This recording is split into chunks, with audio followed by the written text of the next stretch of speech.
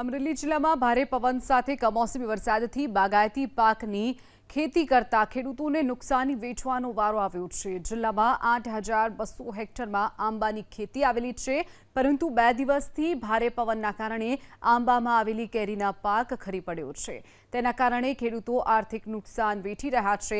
ધારી વિસ્તારમાં 4,200 હેક્ટરમાં આંબાની ખેતી ધરાવતા ખેડૂતો જોકે હવે ધારી પંથકમાં ઓછો વરસાદ હોવાથી આંબાના બગીચા ધરાવતા ખેડૂતોને ઓછું નુકસાન થયું છે। અમરેલી જિલ્લામાં હાલમાં બાગાયતી પાકમાં આંબા પાક એ મુખ્ય પાક છે। તો આંબા પાકની અંદર એનો કુલ વાવેતર વિસ્તાર લગભગ 8,200 હેક્ટર જેવો અંદાજિત વાવેતર વિસ્તાર છે કુલ જિલ્લામાં। એમાં ખાસ કરીને સાવરકુંડલામાં 2,200 હેક્ટર જેવો વિસ્તાર થાય છે અને રાજુલાની અંદર 985 હેક્ટર જેવો થાય છે અને ધારી તાલુકામાં 4,000 હેક્ટર ઉપર વાવેતર જોવા મળે છે।